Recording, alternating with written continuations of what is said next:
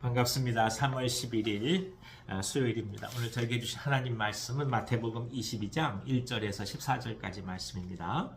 마태복음 22장 1절에서 14절까지 말씀을 읽어드리겠습니다.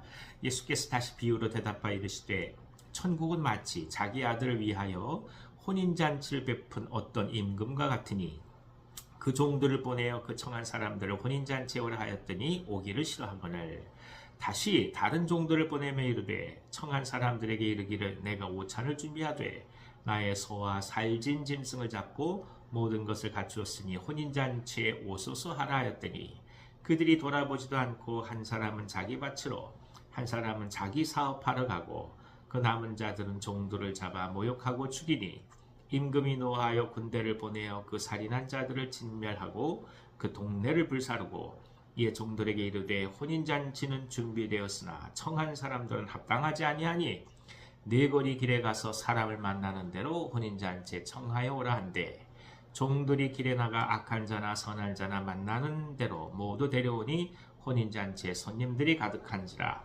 임금이 손님들을 보러 들어올세 거기서 예복을 입지 않은 한 사람을 보고 이르되 친구여 어찌하여 예복을 입지 않고 여기 들어왔느냐 하니 그가 아무 말도 못하거늘 임금이 사환들에게 말하되 그 손발을 묶어 바깥 어두운 데에 내던지라 거기서 슬피 울며 이를 갈게 되리라 하니라 청함을 받은 자는 많되 택함을 입은 자는 적으니라. 아멘. 아멘. 예수님은 이 하나님의 나라를 임금이 초대하는 혼인잔치에 비유를 하고 있습니다. 그러니까 이 혼인잔치에 이 주권은 결국 임금이 갖고 있는 것이죠. 그러니까 일방적인 은혜에 의하여 사람들은 초대를 받고 잔치에 참여할 수 있는 특권을 누리게 된다는 것입니다. 아마도 임금은 이 혼인잔치에 누구를 초청할까 생각을 했을 것입니다. 대상자들 어느 정도 생각했겠죠. 그리고 종들을 보냈습니다. 그리고 그들을 초청합니다. 하지만 그들은 자기의 밭에 일이 있다고 떠나가기도 하고 자기 사업이 있다고 자기 사업을 향해 가기도 합니다. 심지어 어떤 사람들은 종들을 잡아서 내치기도 하고 그리고 능욕을 하게 되죠. 그러니까 이 모습에 견딜 수가 없어서 임금은 결국 군대를 보내서 노하고 그리고 그 모든 마을들을 진멸하고 맙니다. 결국 임금이 생각하고 예상하고 그리고 선택하고자 했던 사람들은 그 어느 누구도 혼인잔치에 들어오지 못하고 말았다는 것입니다. 반면에 임금은 다시 얘기를 하죠. 어차피 혼인잔치는 벌어진 상황이고 그리고 자리는 비어 있으니 차라리 내 거리에 나가서 보는 사람들을 닥치는 대로 초대를 하라고 얘기를 합니다. 그리고 실제로 많은 사람들이 초대되어서 혼인잔치에 참여하게 됩니다. 그러니까 무슨 뜻이겠어요? 하나님의 구원은 이루어진다는 겁니다. 어떤 상황이 된다 할지라도 하나님의 구원은 아름답게 이루어져요. 하늘나라는 하나님께서 원하시는 대로 아름답게 풍성하게 채워지게 될 것입니다. 문제는 애당초 생각했던 사람들이 아니니까 문제인 것이죠. 결국에는 무엇을 얘기하겠습니까? 하나님께서는 유대인들을 향한 선택된 백성으로서의 구원을 먼저 예비하시고 그들을 초청하고자 하셨지만 그들이 결국 이 구원 가운데 예수님을 바라보지 못하고 그리고 초대장을 받았음에도 불구하고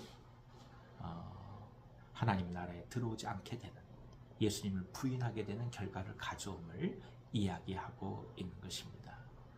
그러면 우리가 또 하나 생각할 것이 있어요. 그럼 저작거리에서 내거리에서 다 초대해 왔다고 해서 진정 혼인잔치에 참여할 수 있겠느냐? 그것이 아니라는 것입니다. 적어도 혼인잔치에 초대받아서 올 때는 예복을 입고 와야 된다는 것이죠. 또 어떤 한 사람이 예복을 입지 않고 왔습니다. 임금은 결국 그 사람을 내치게 되지요. 무슨 뜻이겠습니까? 우리가 어떤 믿음과 어떤 태도와 어떤 삶으로 하나님께 나아가느냐가 이토록 중요하다는 것입니다. 하나님의 모든 초대는 모든 사람들에게 다 주어졌습니다. 적어도 이 땅에 인간으로 태어난 이상 하나님의 형상이라는 소중한 선물을 타고난 것이요. 그리고 복음과 생명이라는 길을 그래도 다 한 번씩 제시받은 것입니다. 그럼에도 불구하고 이것을 거부하는 자들이 있으니 문제인 것이고 안타까운 것이죠. 동시에 또 초대되었다 할지라도 그리스도를 향한 진정한 헌신과 하나님 나라를 향한 순전한 믿음이 아니라 결국엔 그 어떤 것도 준비하지 않은 태도로 하나님의 나라에 가고자 하는 사람이 있다는 것을 우린 또 한 번 이 말씀을 통해서 깨닫습니다. 초대되는 사람은 많지만 결국에 택함 받은 자는 적다라는 이 말씀은 오늘 하나님께 나아가는 우리들의 삶이 어떠해야 하는지를 또 한 번 그 자세를 알게 하는 것입니다. 여러 번 강조드렸듯이 믿음은 결국 태도의 문제입니다. 무엇을 알고 얼마나 깊이 이해하고 그리고 교회에 대해서 얼마나 아느냐, 이건 사실 그다지 중요하지 않아요. 그래서 지금 오늘 우리가 하나님 말씀 앞에 어떤 태도로 서 있느냐 이거예요. 이 공동체 교회 앞에서 어떤 태도로 하나님의 나라를 향해 걸어가고 있느냐 하는 거죠.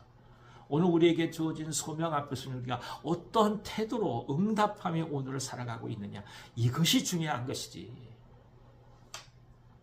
얼마나 하나님의 나라를 아느냐, 그 잔치에 무엇이 배설되었는지를 얼마나 아느냐, 이건 중요한 것이 아니라는 것입니다.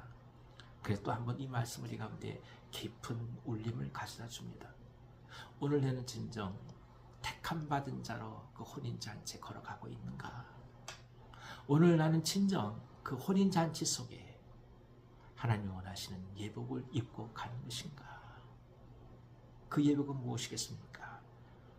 그리스도의 보혈로 온전히 죄씻음 받은 순결한 옷 아니겠습니까? 우리의 연약함, 우리의 부족함, 우리의 죄, 그리고 우리가 범할 수밖에 없었던 수많은 안타까운 허물들을 주님 앞에 다 내려놓고 그 주님께서 주시는 보혈을 통하여 지저분하고 그리고 얼룩투성했던 옷들이 하얗게 정갈게 되면서 그 예복으로 혼인잔치에 들어갈 때 진정 우리는 선택받은 자로 그 혼인잔치에서 하나님과 더불어서 기쁨을 나눌 것 아니겠습니까? 또 한 번 그래서 오늘 주님께서는 저희 가운데 말씀하십니다. 오늘 우리 가운데 하나님을 향해 나가는 믿음의 태도는 과연 무엇일까요? 오늘 나는 과연 어떤 예복을 소망하며 주님 앞에 나아갈까요? 성령께서 주신 은혜가 우리 모두 가운데 가득하기를 기원합니다. 기도하겠습니다. 하나님 아버지, 혼인잔치를 바라보며 하나님께서 배설하신 그 사랑을 먼저 고백합니다. 그저 죽어 마땅한 종들을 위해서 어떻게 당신은 잔치를 벌이시고 저희 모두를 초대해 주십니까? 진정 믿음의 예복 그리고 그리스도의 보혈로 인해서 회개의 열매로 얻어지는 예복을 입게 하여 주셔서 하나님 보시기에 합당한 모습으로 혼인잔치에 택함 받도록 역사하여 주옵소서. 오늘 하루 삶을 저에게 주시니 감사합니다.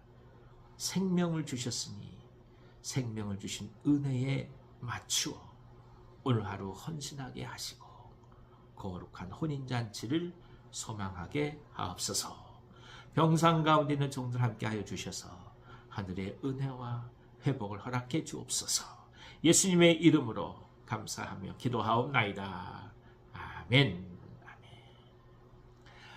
오늘도 기쁨으로 승리하시기 바랍니다.